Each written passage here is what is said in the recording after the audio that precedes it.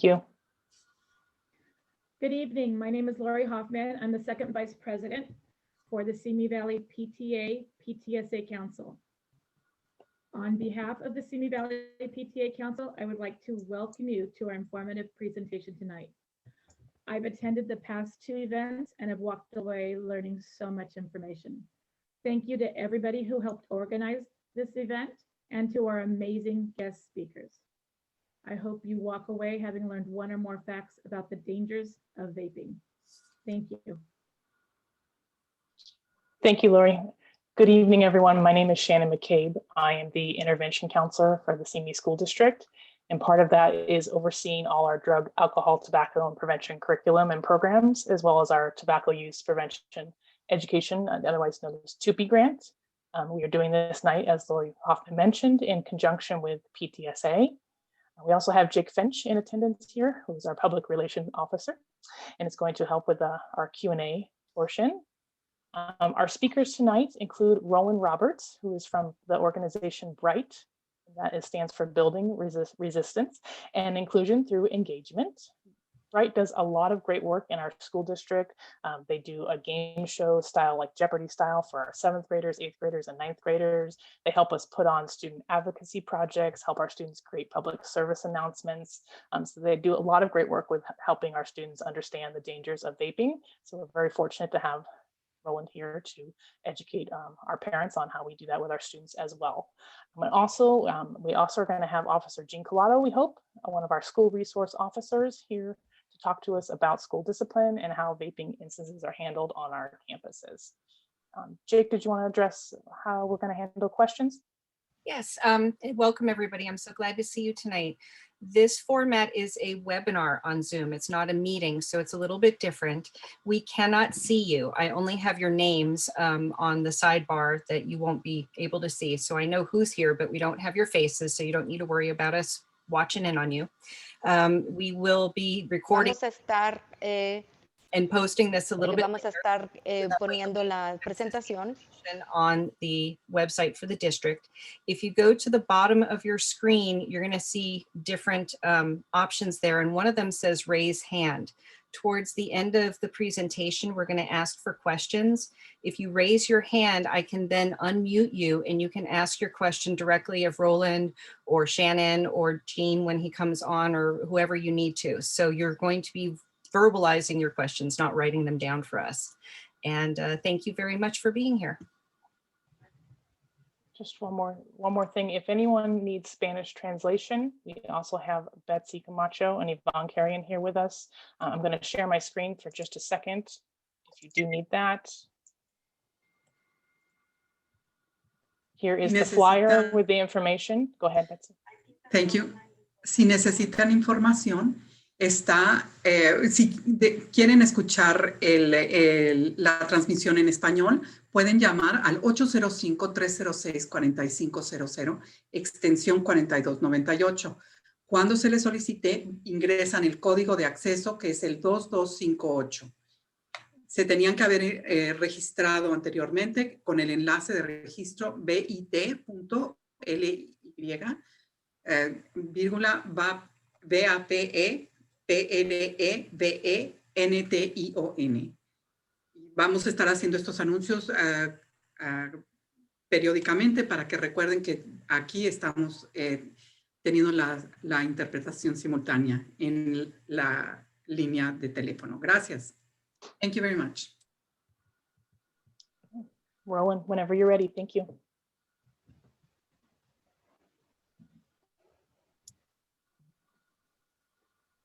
I still don't have the ability to screen share.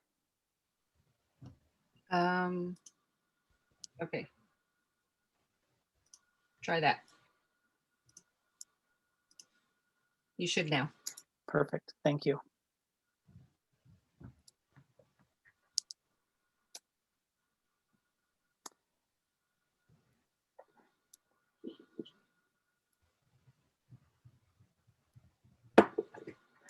All right, so thank you very much for having me here tonight.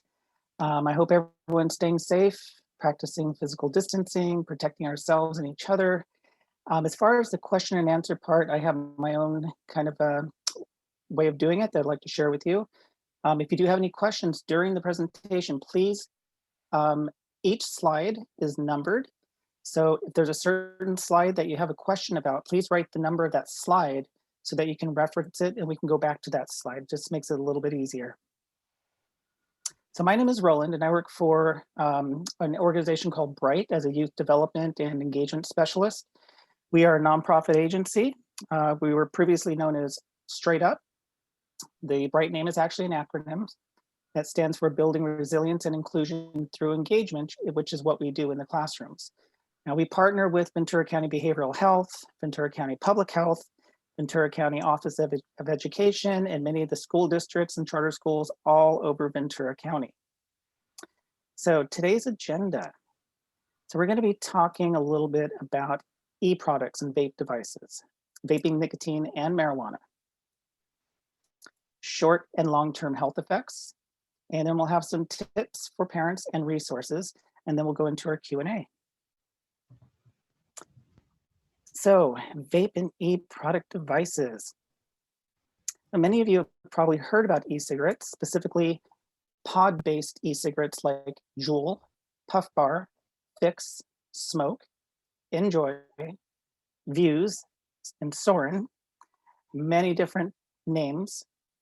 Now they have grown in popularity because many users may wrongly believe that these devices are harmless. And we're going to talk about why many health professionals are concerned about these new electronic nicotine delivery systems. So I want to explain to you the basics of how it works to help you better understand. Now, this part over here is the mouthpiece on the left side of your screen. That's where the person inhales. The second part here is the tank chamber, and that's where the e-juice liquid is. And then the e-juice goes over what's called an atomizer. It's a heating element. That's what heats the liquid to enable a person to inhale. And the battery, which is rechargeable. There's also a power button. Now, the power button usually is a safety device. The person may have to push it 3 to 5 times to activate it. It's designed that way so they don't automatically turn it on by accident while it's in their pocket or in their purse.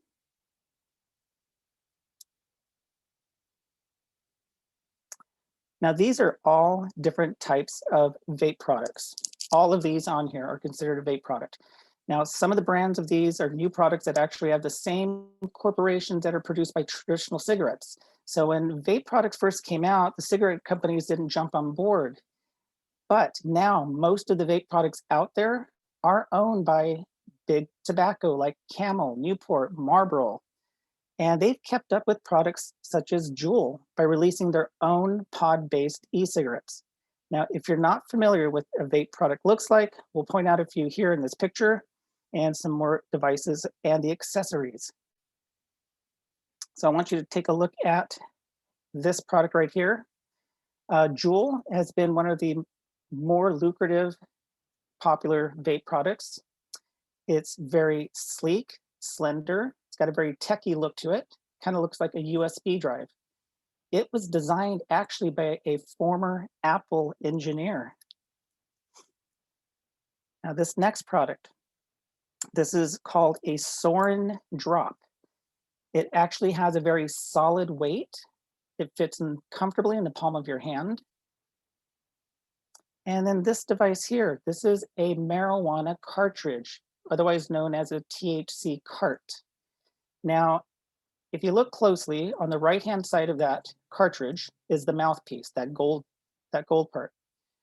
And then in the center is a glass tube, and that's where the marijuana oil is. If you look closely at it, it kind of looks like there's honey in there. That's marijuana. It is a concentrate.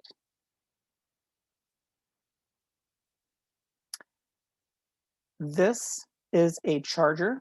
It is used to connect the vape battery to the charging device, similar to how you would connect your phone to a battery or a charger. But these are specifically designed to be used on vape batteries. It cannot be used to charge a cell phone. It's a totally different connection. So if you ever find something like this in your son or daughter's room and they tell you, hey, it's just my phone charger, Ask them to show you how it works. I can guarantee you it's not going to work. I will talk a little bit about mods, what's known as mods for vape pens. Our biggest concern with pod-based or e-cigarettes among young people is that they can deliver the same amount of nicotine released from a pack of cigarettes.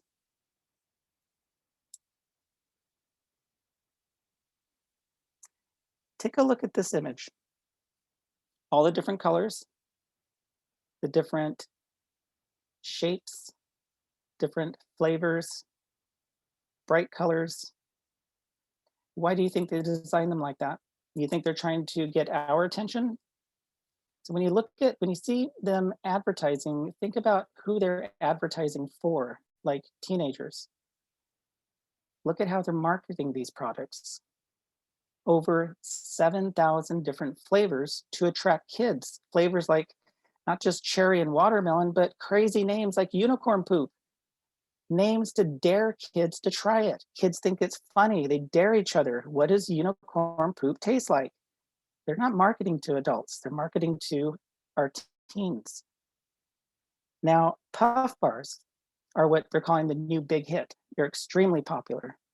They mimic the popular Juul, and it's a copycat of many e-cigarette devices. But these are designed for a one-time use. Each of these is pre-charged, pre-filled, and once it runs out, it cannot be recharged or refilled. Now, standing apart from Juul because it is completely disposable, whereas Juul has a little cartridge called a pod. Once that pod runs out of juice, you throw it away and you put in a new pod. A puff bar is self-contained.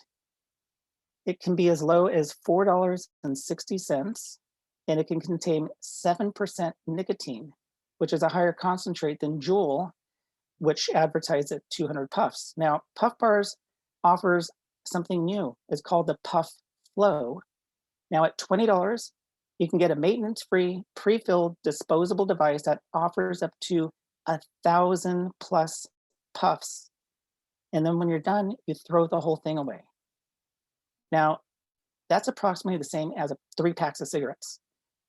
I have personally seen these products in parking lots, in the park, in bushes.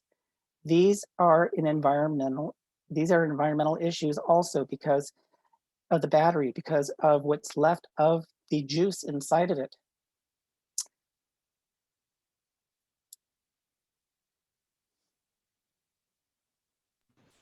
Now, if you don't know, a standard pack of cigarettes contains 20 cigarettes. There is 1 milligram of nicotine absorption per cigarette. So about 20 milligrams of nicotine is delivered to the body from a whole pack of cigarettes. Now, according to Juul, 1 Juul pod contains 43.3 milligrams of nicotine. That's equal to the amount of nicotine you'll find in about 40 cigarettes or 2 packs. Puff bars contain 50 milligrams of nicotine, which is the equivalent of 50 cigarettes. Now, how many packs of cigarettes would a puff bar be than to equal? About 2.5 packs. No matter what pod device you're using, all of them contain high levels of nicotine, which is extremely addictive, and that keeps people addicted and going back for more. Some products might actually say contains no nicotine, when in fact they do. And they are legally allowed to say that it contains no nicotine because at that small amount, it is not considered addictive to an adult brain, a fully developed adult brain. Now, it is addictive to a developing brain, like a teenager. So I just wanted to share this chart with you showing the different milligrams. So 0 milligrams would be considered a ultra smooth or no throat hit. 3 milligrams would be considered a low nicotine, a light or light throat hit. 6 milligrams, medium. 12 milligrams is considered powerful, a bold throat hit. 18, very intense. Look at the puff bar, 50 to 65 milligrams.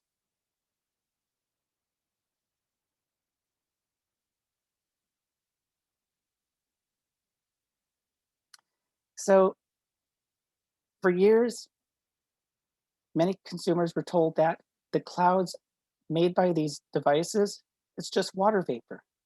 But that's not true. E-cigarette and vape pens allow users to make large clouds that many think are just water vapor. In reality, the cloud is a mixture of many different chemicals that were either present in the e-juice before or produced during the heating process. Now, water vapor is steam, right? An example of water vapor would be the floating mist of a boiling pot of water that quickly evaporates. Vaping is actually an aerosol. It's a tiny mixture of liquid particles suspended in a gas and can contain several chemicals. So instead of just mixing in the air like pure gas, aerosols can leave droplets of residue not only on surfaces, but in the lungs also. So even the word vaping is incorrect. That's a marketing tool. It's actually technically an aerosol because it is a mix of tiny chemicals. But it does not sound cool for kids to say, hey, you want to go out and aerosol with me? No, so they came up with a word that sounds cool. Let's go vape. So now let's talk a little bit about marijuana and vaping. Marijuana's potency has increased in the past decades, up from about 4% THC in the 80s to an average of about 12 to 24% THC content today. Out of the 400 different chemicals found in a marijuana plant, THC is the main mood-altering ingredient. It's the chemical that gets somebody stoned or gets somebody high. Now, marijuana extracts or concentrates used in vaping, dabbing, or edibles can be an average of 50% to over 90% THC. I have personally seen vaping cartridges that said 95% THC. Now, when somebody smokes marijuana, it goes into the lungs, into their blood, into their brain, and they feel the effects almost immediately.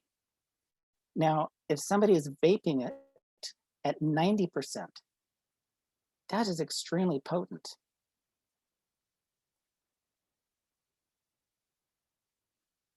So here are some of the slang words that you may hear or see if you ever take a look at your son or daughter's phone and you see that they got a text saying 710. What does that mean? Maybe you thought it was an area code they're sharing. Now, 710 is the word oil. If it's flipped upside down and spelled backwards, it spells the word oil. So that person might be conveying to your son or daughter, let's go get high. I've got some oil. I've got some vape. I've got some THC on me. Some other slang words or wax, earwax, honey oil, butter, butane hash oil, butane honey oil or BHO, some people call it BO, shattered, dabs or dabbing, black glass, or Earl. Now those are just a few. There are lots and they're always changing, and sometimes it depends on location. Now let's take a look at the composition, meaning let's take a look at what's inside of that vape juice. All of these chemicals have been found in e-cigarettes and pod-based aerosols. Many of them are known to be harmful, as determined by the FDA. And while we did not know this at first, many of these are the same chemicals found in traditional cigarettes. Simply put, e-cigarettes produce an aerosol that often contains many harmful chemicals and toxins known to cause cancer. Now, nobody has developed cancer from vaping, not yet. But the potential is there because it takes time for your body to develop cancer. Doctors are saying that we are going to soon start to see cancer related to vaping. Take a look at this list.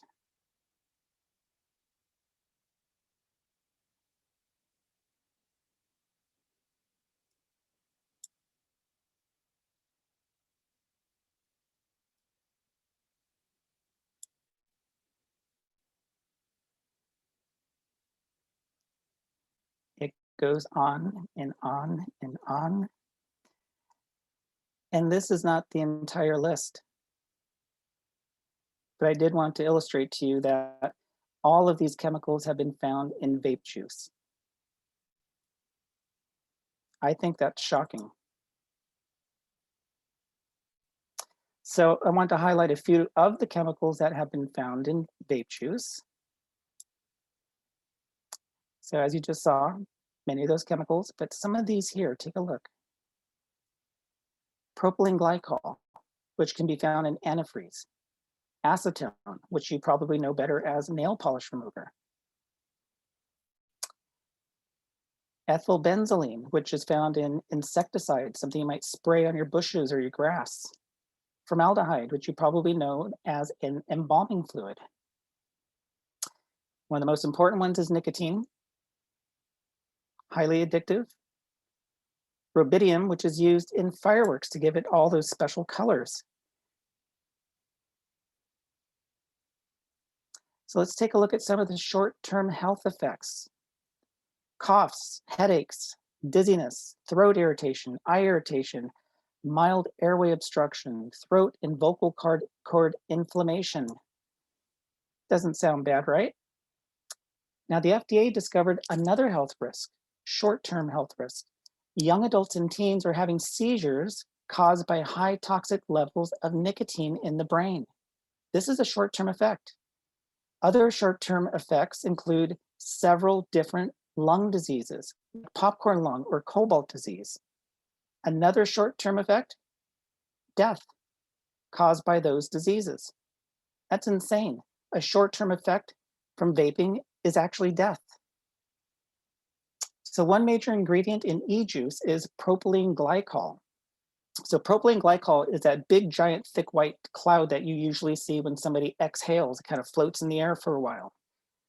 So propylene glycol is known as a hygroscopic substance. It's a substance that attracts and holds water molecules from its environment, like your mouth, preventing them from being absorbed by the body.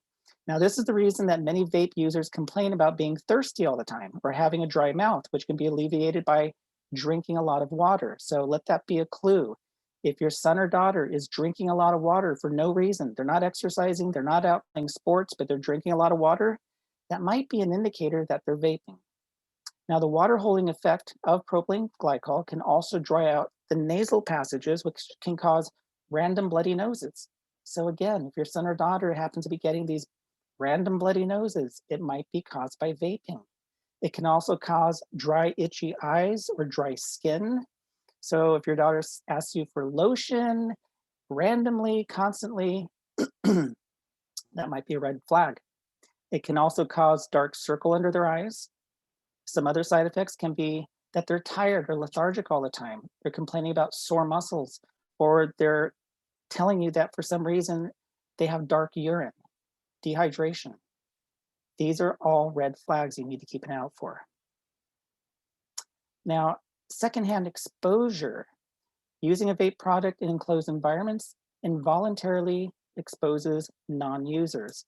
So you guys know about secondhand smoke. We've learned about that. Now, it's the same thing with vaping. So don't let anybody try and tell you that that big vape cloud that somebody blew that just got in your face, you can smell it, it smells sweet. You're actually inhaling the same exact chemicals that person just did, except it just came out of their lungs.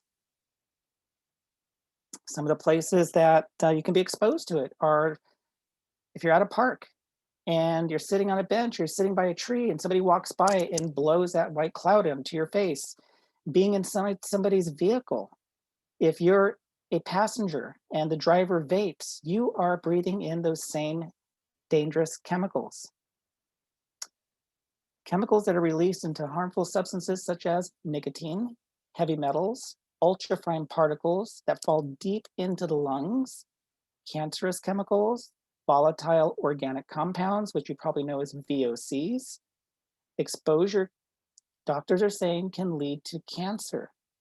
We know it causes respiratory infections and makes someone's asthma worse or other medical problems. Now, these are secondhand. So what about the long-term effects? Largely unknown. Now, the use of vapes has been linked to higher rates of pneumonia. Now, if you know someone who vapes, you might want to thank them for being a walking lab rat. for donating their body to science in the medical field. It's because of their use that we will learn more about the long-term effects. I know that sounds sarcastic, but it's true. Every single person out there that vapes is going to teach us about the long-term effects.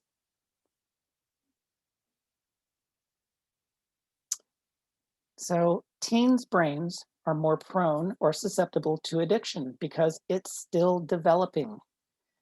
The brain develops in a back to front pattern. The frontal cortex, which governs judgment and executive decision-making, which is the last part of the brain to develop.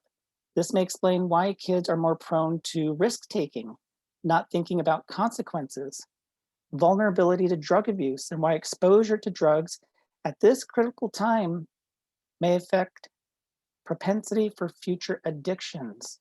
Yes, we know nicotine is highly addictive. Nicotine creates a pathway in the brain called addiction. If they start experimenting with other drugs, those other drugs don't have to create their own pathway, which takes time. Those other drugs can use the same pathway that nicotine already created, making addiction to the drug happen much quicker. So their brain's already susceptible to becoming addicted because it's still developing. But if they're using nicotine and they are addicted to nicotine, which they will be, and they experiment with other drugs, those other drugs can use the same pathway, meaning they can become addicted to other drugs a lot quicker. Some of these devices you may have heard about exploding. Some of the headlines you may have seen or heard on the news, causing car fires, house fires, broken teeth, fractured bones, or even death. Share a couple of stories with you. There was a teenager in Florida who was using his vape product. While he had it in his mouth, it exploded and ripped his cheek open, sprayed battery acid all across his face and blinded him in one eye. There's another gentleman who was using his vape device when he had it in his mouth, and when it exploded, it was so powerful, it was like a small hand grenade, that one chunk of metal went through his eyeball, through his skull, and into his brain, and it killed him. Now, one of the reasons that these things explode is because some of them are made in other countries where they are not regulated. Now, I want to share with you that we go to middle schools and high schools all over Ventura County. One of the things we created to raise awareness is a Jeopardy-style game show. It has categories like vaping, alcohol, prescription drugs, and tobacco. We put the kids into teams, and they all get a remote control to answer the questions. Now, typically, they're very excited because they want to win, right? But they're having fun and learning at the same time. Now, one of the questions of the game simply asks two questions. Why do teens choose to vape? This is what we ask them in class. Why do teens choose to vape? And why would they choose not to vape? The reason why I bring this up is that in this next slide, you're going to see some of the more common things that we've been told by students in the classroom. Reasons why they choose to vape: peer pressure. They think it's cool. They want to look mature. Their family and friends use it, so they think it's okay. They think it's safer than cigarettes. Simple curiosity. It tastes good. There's over 7,000 different flavors.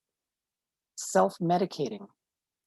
Now, some of the reasons that they shared that they would choose not to use it are health concerns. They are aware that these can cause cancer, lung diseases, addiction. They might have religious beliefs that prevents them from doing it. They know that they're dangerous. They don't want to get in trouble. They know that they are still developing, or they don't want to spend money on it. Now, they don't actually say self-medicating, but what they do say is much more shocking. They say they use these products to help themselves deal with things like stress, depression, low self-worth, self-esteem, and anxiety. That's what they've learned. So what can you do if you find out your child is vaping? Emphasize to your teen that the terms vaping and smoking are essentially the same thing. Vaping is actually considered a tobacco product. And that in your eyes, they're the same thing. There's no difference. That way they can't say, I'm not smoking, I'm just vaping, to get off the hook if you catch them sneaking a puff. It's not the same. Remember to keep an eye out for those teaching moments. If you see a car and a big white cloud, a big plume comes out, don't be afraid to ask them. Say, hey, do you know what that is? Start the conversation casually. You're here today because you want to learn and understand. Share what you've learned, educate yourself so you can be to explain how these devices are not only dangerous, but they are deadly. When someone asks me if vaping is safer than smoking, I'll usually say something like this. Cigarettes have been around for over 100 years, and it took decades for us to discover that smoking was responsible for causing emphysema, lung diseases, cancer, and death. Now, vaping has only been around for about 12 to 14 years. The first vape-related death was in August of 2019 and has already caused irreversible lung injuries and death. Now, with over 2,800 hospitalizations and over 68 deaths, which one do you think is more deadly? It took decades to figure out smoking was causing illnesses and death.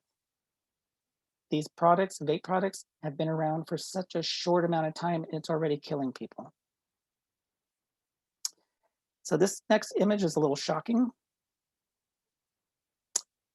This is what a vape-related illness looks like. Vaping can cause acute lung diseases. What's the treatment for a vape-related lung disease? How do we treat the illness? There is no cure. There's only supportive care. You end up in the ICU on life support, supporting organs, but the damage is already done. The damage is permanent.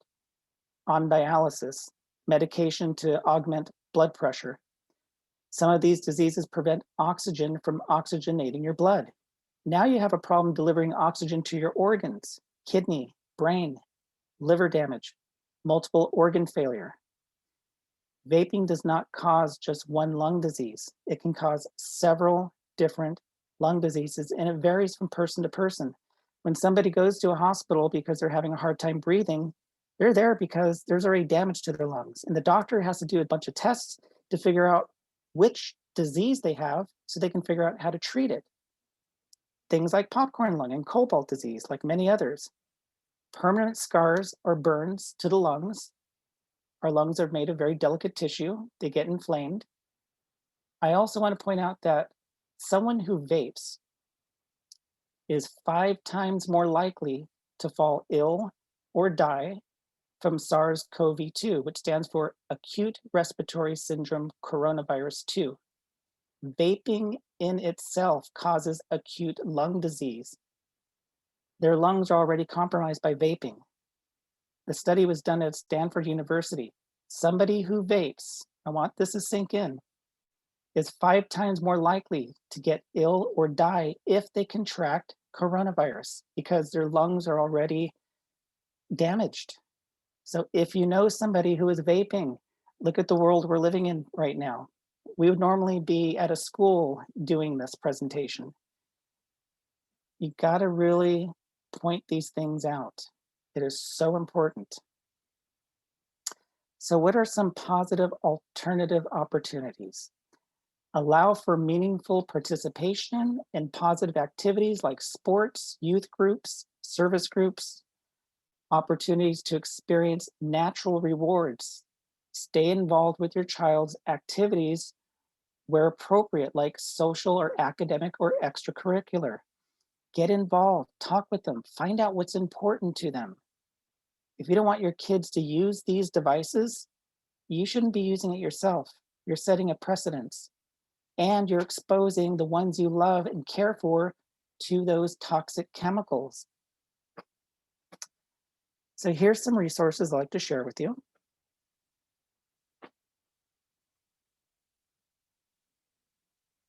There's also another one that didn't make it on the slide. It's called 211. 211, if you were to call 211, you'll get a live person and it's a resource. If you are trying to help somebody quit smoking, quit drinking, if you're trying to find food, they can point you to food banks. 211 is extremely useful on so many different levels. If you need counseling, if you need help in any manner, call 211. So NIDA stands for National Institute on Drug Abuse. The mission is to advance science on the causes and consequences of drug use and addiction, and to apply that knowledge to improve the prevention and treatment of substance use disorders and enhance public awareness of addiction as a brain disorder. This is the Parent Toolkit. It's a one-stop resource developed for the parents, excuse me, with parents in mind. It includes information about almost every aspect of your child's development.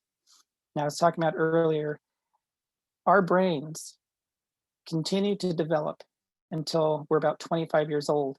That's why it's so important, and why we try to get this information out and raise awareness with teens. Why we talk about these things in middle schools and high schools is because their brains are still developing. If they are using nicotine, drinking alcohol, or using drugs, using marijuana, it can prevent their brain from properly developing. So as a teenager, their brains are still physically developing. Neurons and electrons are forming their brain. And then it stops about 25 and it's done. Now, if there is any hindrance or anything not allowing the brain to develop correctly, they may have learning issues, coping issues, if the brain doesn't develop correctly. Here's some more resources. I'll come back to these if you'd like after or during the questions. And I want to share this with you. This is called the Senate Bill 793. It's supposed to be effective January 1st. This is exciting, right?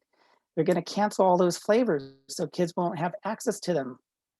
I was actually going to remove this slide, but I thought it was important for you to understand what's actually happening. Now, Senate Bill SB 793 was a new California law that ends the sale of flavored tobacco.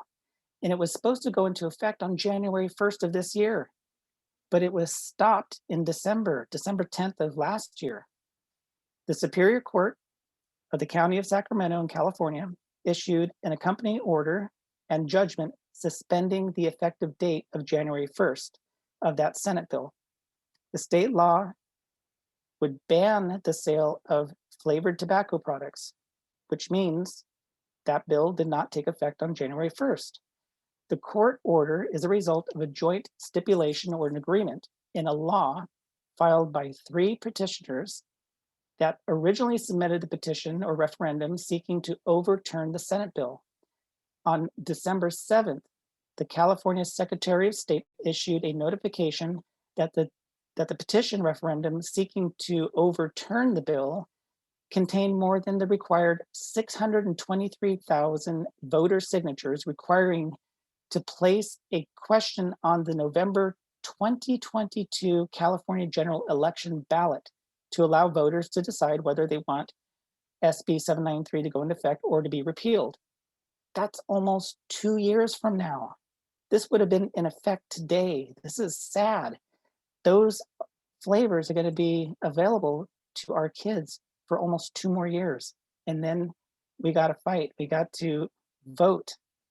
And if this is important to you, and I know it is because you're here tonight, make sure to vote to get SB 793 into place. Talk to family, talk to friends. This is extremely important. And we can go ahead and go for our questions.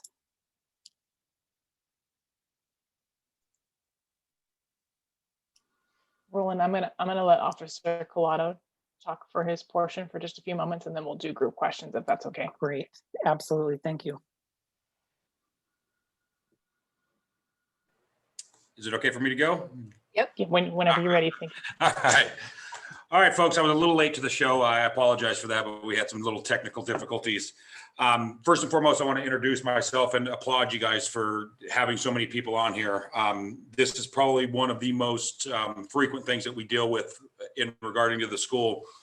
My name is Gene Collado. I've been with the police department here for about 12 years. Prior to that, I was a paramedic with AMR and Fillmore Fire Department out here.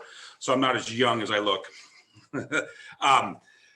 Little bit of history on me. I was born and raised out here in Simi. I've gone through all the schools, and that kind of is what brought me onto the school resource officer project, where I was fortunate enough to be selected for it. This is probably one of the most important positions for the police department, for the community, as well as the school. We're beyond contra belief. We're not here to arrest kids or anything like that. This is basically what we do is counsel kids on this.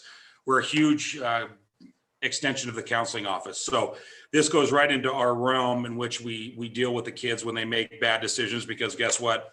Kids make bad decisions, and they're going to make bad decisions. We just hopefully they don't make the same mistakes twice. Getting into the vaping stuff, like I said, it's a huge problem, especially on our campuses.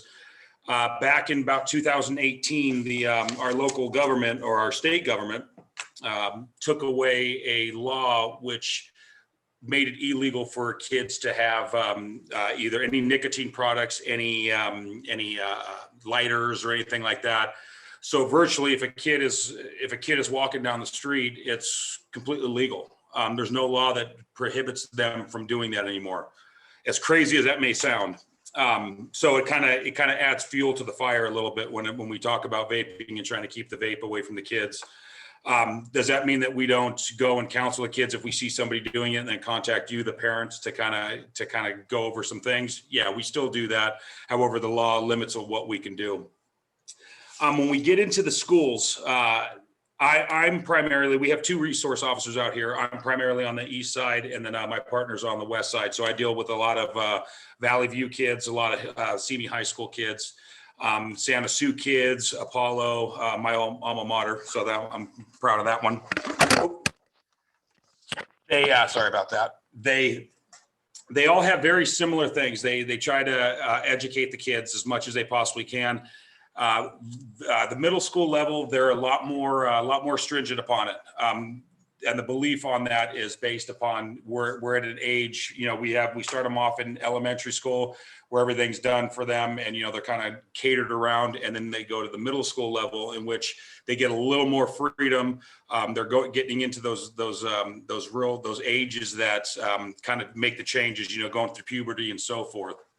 So those are the times in which, as parents of those age groups, kind of know that that's where they're going to test a little bit. They're going to explore a little bit. They're going to go through a lot of the motions of growing up. So in middle school, they're a little more strict when it comes to vaping. Just in one aspect, say Valley View, and again, all these schools have different policies. However, they're all pretty close to being the same. Valley View, they have what they call restorative justice. They put them in front of a panel.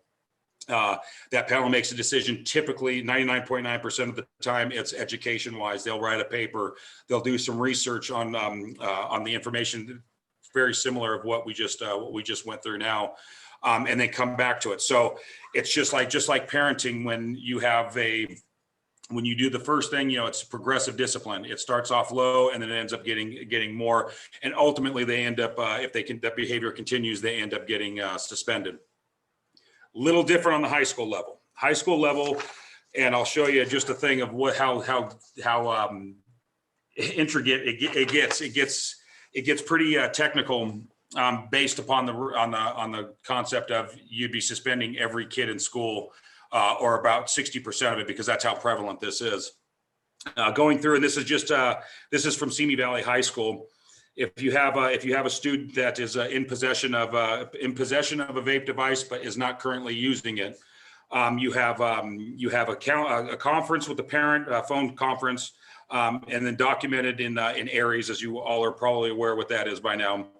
On campus suspension for the remainder of the day. So if this was in first period and they got caught with it, then they'll turn around and get into what they call ISO, or on campus suspension.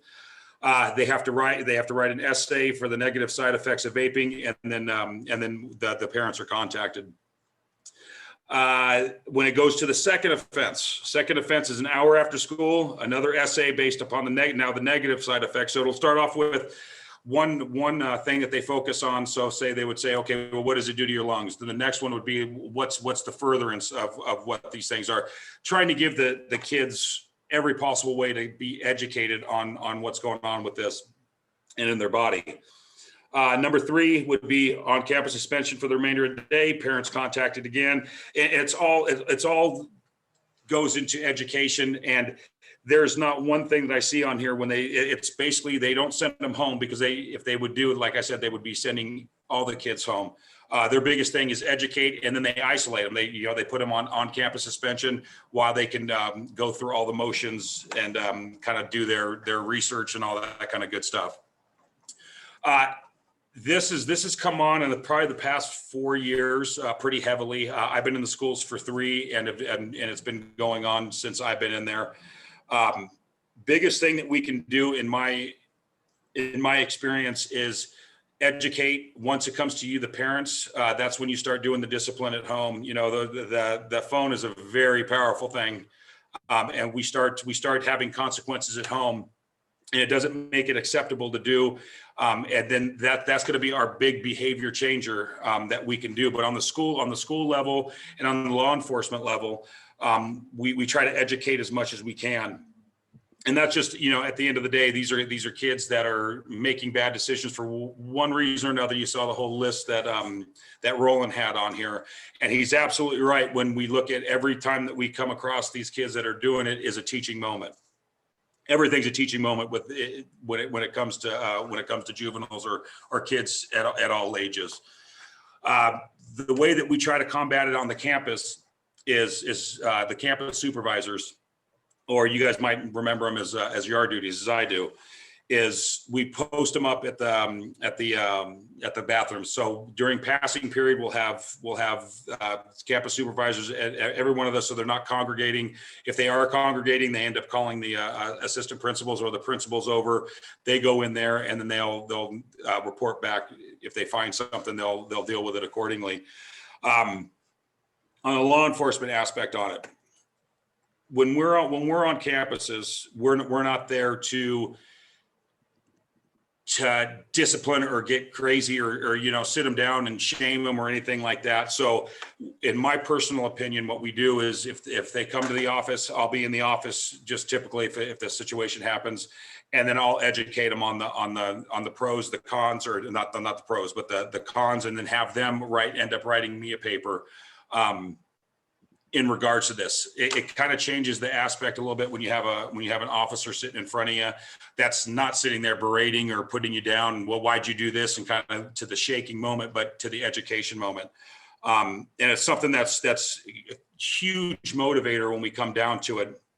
Is it's not the parents that are yelling at their kids, because I have 4 kids going through the school district as well. If my kid got in trouble doing this, I'd look at my kid like he was broken. Like, what are you thinking, and things like that. So it's nice to have an outsider that has lived a little bit of life to kind of explain to the kids on what it is, and being like a kind of a figure that's huge when it comes to them. We know the kids get creative. They know that we're going to be there. The campus supervisors are going to be there at the bathrooms when at the passing period. So they'll end up trying to be like, hey, I got to go to the bathroom, and start cutting class and doing things like that.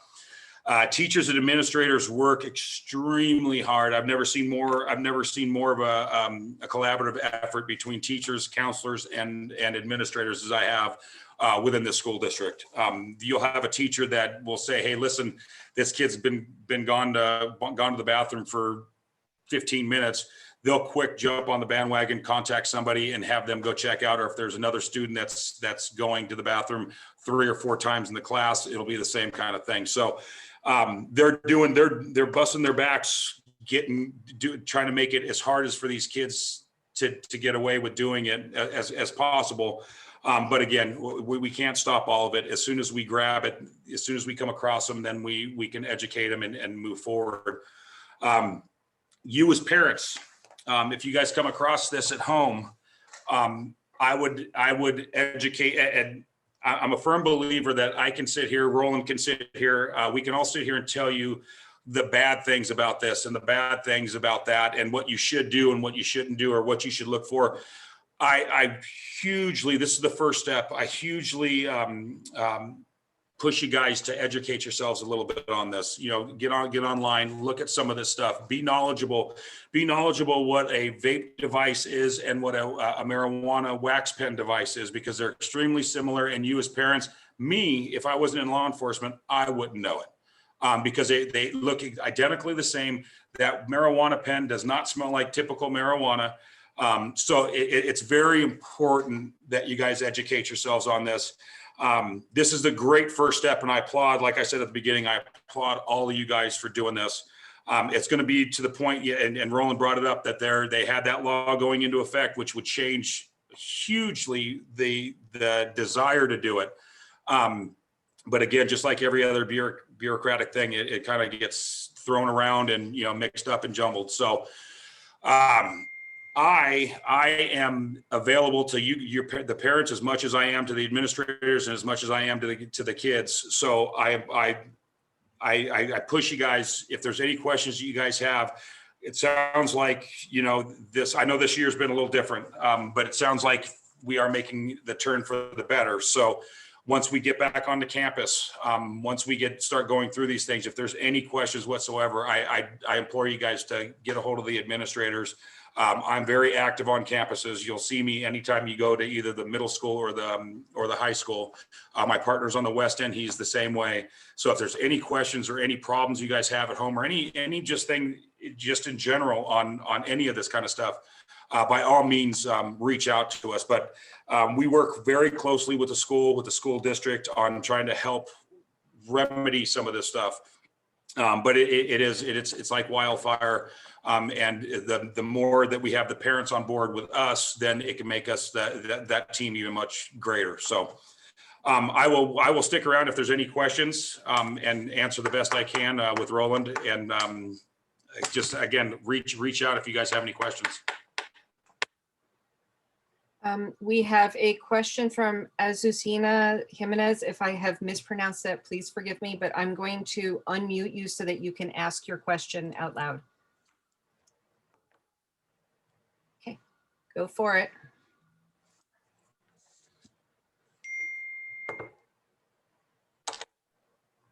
Can you hear me? Yes, we can, ma'am. Oh, hi, thank you. Yeah, I have a few questions. I mean, the first one is for the program there. I forgot his name, who did the presentation for us. He mentioned the name of the, I'm not sure how to say, maybe it's not the right way to say it, but the company, or I hear something about straight. Our organization, you speak, yeah, called exactly. Straight Up. Sorry. Mm-hmm. Yeah, I would like to know how I can find you guys online, or how I can get more information, because I hear about you guys before, and I'm pretty sure you guys have like a way to get the kids involved. You know, Yes. I have an 17 years old, Mm-hmm. and I talked to him about it once, and he seems really interested to help and do, you know, some volunteer work regarding these problems that we have around with our, you know, our kids. Okay. That's wonderful to hear. I'm so happy to hear that. I can give you our web address. We did change our name from Straight Up to Bright, BRITE. Our webpage is Bright Can you Youth. please tell, Sure. I can't hear you very well. So can you please spell it one more time for me? I'm sorry. Absolutely. Bright, BRITE, Okay. Youth, YOUTH, Okay. .org. And that's our webpage. Okay. And it's been revamped a little bit lately, so I can't tell you exactly where to click, but on there it might say something like, for more information, or please contact us, or if interested. And I do want to share, we just started a new group. It's called the Countywide Youth Meetings, where we're getting teenagers like your son who want to do something positive and share messages to his peers. So we've started these meetings. It's typically been Wednesday nights, and we get together, come up with ideas to make podcasts, to make videos, raising awareness about the health risks and legal risks of prescription drugs, alcohol, tobacco, vaping, alcohol, marijuana. So if he has ideas, that would be wonderful. We have people doing artwork, people writing poems, and we're turning them into messages. Oh, okay, great. And Wednesdays, like It's what time, or it's by Zoom or? yes, it is. Everything's through Zoom.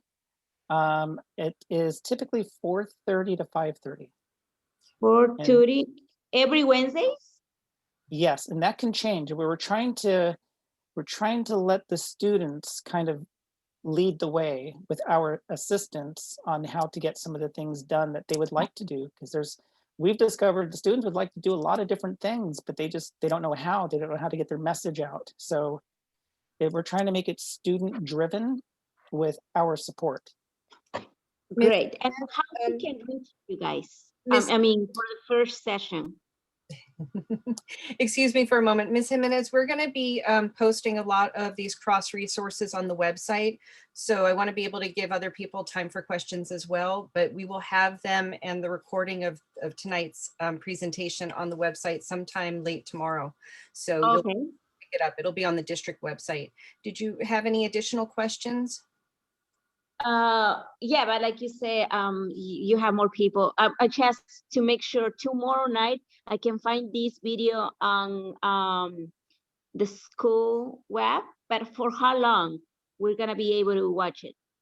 I will put it up there sometime tomorrow on the district website. So that website address is www.simivalleyusd.org. It's the main website for the entire school district. And I'll have a link off of the homepage that says, presentation on vaping, and then you'll be able to go straight into that. So and it's gonna be for term, or it's for how long we're gonna be able to see it there?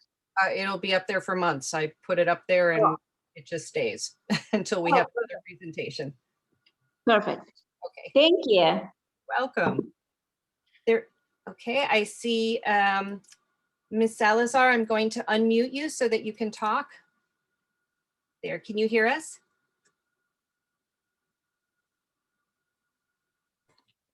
Yes, I can. I can hear you. We can hear you too. Okay. I just have a question. Do you guys have or try to make a plan, maybe in those months ahead, to have like programs? I have a 13 years old that he's going to Valley View, and he really wants to get involved in some kind of program, maybe by Zoom or getting together. I don't know, with this COVID thing going on. If they go back to school in person, he like to go back. He's really kind of upset because he have to stay home doing school. But he said he's ready to go back, obviously with precautions and everything because of COVID. But I just wondered if like there's some kind of programs for like 13 years old and up. Okay, we're going to have Shannon McCabe answer that because this is exactly what she does. So okay, thank you so much. That's actually excellent timing. And kind of on this topic, we have a program. It's called Friday Night Live, and it's where our high school students mentor our middle school students. So Valley View students are partnered with Simi Valley High School students, and they do a series, and it's going to be over Zoom, and we're actually going to be starting it in about 2 weeks, and it's open to any student that's interested. And I can, if you want to take, I can get your information, or if you want to email me tomorrow, I can definitely give you information on how to have your son register for that. Sure, absolutely. And it's definitely a great, and normally we would have it on campus and we would do some type of like shadowing where it's the middle school students would get to go shadow the high school students. But this year, given the circumstances, we're still going to make that happen virtually. So I think it'd be a great opportunity if you were interested. Oh, yes, absolutely. Yeah, so my email, if you can see my name there under my video, it's just shannon.mccabe@simivalleyusd.org. If you want to email me tomorrow, I'd be happy to give you all that information. Sure, oh, my pen, the one that I got is not working. Hold on. Sharon is your name? Shannon. Janet. Do you see it there written underneath my video? No. If you It's okay. 2 minutes, we'll get it up on the screen for you. Absolutely. Okay, thank you so much. Don't go away. We'll get it before we're done closing this out. Thank you so much. Appreciate it. No problem. There are other questions out there? Okay. Shannon, do you have any paper with you that you can write it out and share it, or do you want me to do this? Yes, I can do that. Okay, and then just share your screen and you can have it up there, or you can actually hold it up. Okay, Susan Swash, if I'm pronouncing that right, I hope. I'm going to unmute you. There you go.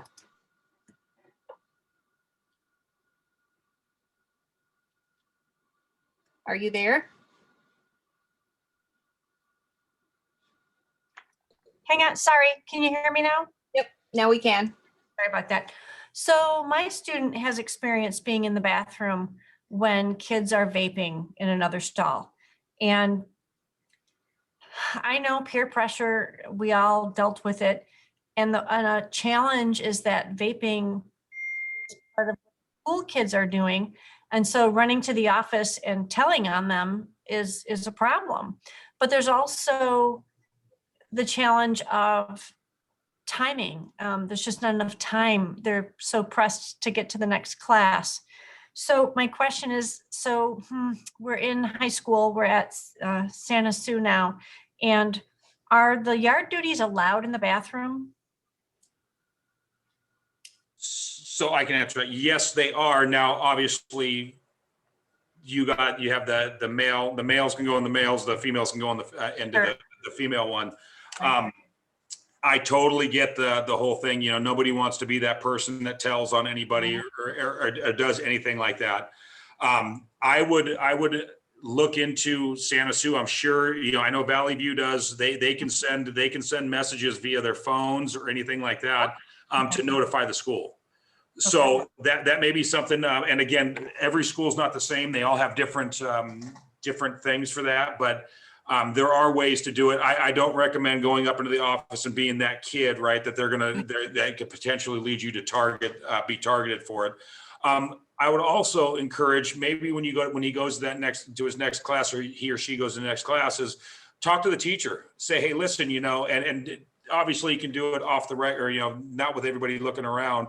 But just kind of drop it. Hey, listen, there's kids doing this during this period. We all know it's, you know, the lunchtime, the passing periods, when they get the extended breaks and so forth. But I would encourage either reach out to the teacher, or when you go by, you know, the teacher would be the best thing if Santa Sue doesn't have something put up that they can text. I know every one of the school's websites has something that you can be anonymous and report. So that would be my other suggestion as well. Okay, thank you so much. You got it. I have a question from, yes, I'm sorry. I was just going to piggyback on that. On our district website, and I can share my screen. We have a district anonymous tip link. So if you just go to our main page and you just /substance abuse, you can click on this anonymous tip, and any parents or students can automatically give an anonymous tip, and the anonymous tips go to me, and then I can direct it accordingly to the school. The link for students, it's also on the back of all their student ID cards. So it's real simple for them to remember. It's bit.ly/SVUSD anonymous tip. So that's just one other way that you can communicate any concerns to us. And Ms. Salazar, we're going to put Shannon's direct contact information on that same page. It should have been on there, but I will make sure that it's on there tomorrow, so you'll be able to reach out to her that way. We have a question from Christine Bilekian, and I'm going to unmute you. So you should be able to talk now. Hi, I just wanted to, not really a question, I just wanted to send a big thank you for putting this together to Mr. Rowland and the team. We really appreciate it. I'm here with my wife and my 2 sons that are in the district, and we've been listening, and just really appreciate what you guys are doing. Well, thank you. Thank you. Yes, thank you. I received Thanks. a question this morning from a dad who was very concerned. He had gone into, he had discovered in his daughter's room that she had vaping paraphernalia in her nightstand, I think, and was really concerned and wanted to know the best way to approach her. I actually encouraged him to be here. I think he is on here tonight, but just in case he isn't, I'll answer his question by email tomorrow. But do you have any suggestions on the best way to approach your child when you've discovered this? You don't want to go totally ballistic. You want it to be effective. So. And I'll start off on that. Again, it is one of those things, you know, whenever we have our kids that do something that's like so outrageous that we kind of go overboard and think that our kids are broken. They're not broken. They're kids making kid mistakes. The best thing that I would do, and again, like what we go back to, is the progressive discipline, right? So the first thing would be is like, hey, listen, this is what's going to go on. There are consequences to your actions. Here's the first line, what we're going to do. I need you to research something, and I need you to not only write about it, but have a conversation about it. You know, anybody can sit there and write line for line on something, but you cover the writing, and you also cover the verbal. So now they know. The next time they do it, well, they should have known better. And now we go to that next step, which is very possible it could happen. The vaping is very, very just prevalent. It's all over the place. The best thing that I could give you is consistency. Be consistent with all of it. And when I say consistent, it's like, okay, when we do the first thing, that next thing needs to be a little bit bigger. You know, that phone needs to go, or that whatever your guys is in your home, whatever your consequences are. But first start with education, then we start with more serious discipline stuff. So I would also implore you, hey, listen, you know, I've walked into bathrooms, I've walked into houses that you can smell that the vape that's been going on. So to familiarize yourself with that. So, because believe it or not, they'll do it in their room because it doesn't smell like cigarette smoke. It smells like a piece of candy, or it smells like a juice or whatever thing like that. So kind of educate yourself on some of that stuff, because it's more than likely if it's in her room, that's probably where she's doing it. So progressive discipline, start off education, then continue to go up. And I would just like to add also is remember that this is your son or daughter. This is somebody you love and care for. Have a conversation. Don't yell at them. Don't get upset with them, but ask them how long they've been doing it. Why? What was the interest? Why do they do it?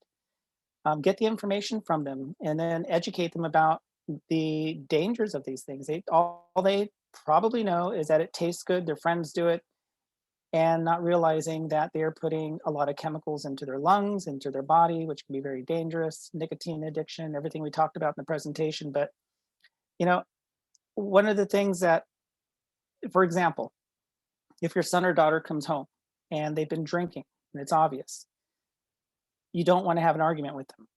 You don't ever want to have an argument with somebody who's drunk. So take care of them first. You know, get them water, maybe sleep in the same room with them, get a bucket in case they get sick. The next morning, how are you feeling? Are you okay? Do you want to talk about it? I'm concerned. So just remember to approach your son or daughter with love, and you'll probably get a better response rather than, I am so angry at you, I'm so disappointed with you. They're going to shut right up, they're going to close up, you're not going to get any information out of them.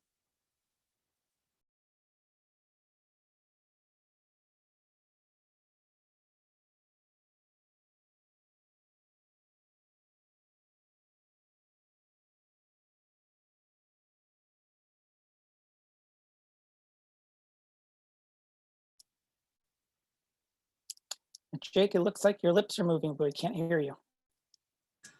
I'm sorry, I muted myself. I was asking if there were any other questions. I don't see anybody raising a hand, but I thought I'd give room for one more. Okay, so in that case, I'm going to hand it back off to Lori and Shannon. Well, if there's not any further questions, I want to thank you all for attending this evening. We really appreciate your attendance and your good questions and participation. If you have any questions that come up or you have anything that concerns, feel free to reach out to any of us. And like Jake said, this presentation will be on our website tomorrow. So feel free to watch it again. And if you have any questions, let us know. Thank you, everybody, for attending. Yes, And thank you. to the PTA for putting this on with us and giving us the opportunity to be here for everybody. So. Yes, I want to say thank you to everybody for allowing me to share the space with you tonight. Thank you, Rowan. Good night, everybody. Good night. Have a good evening. Have a good night. Good night.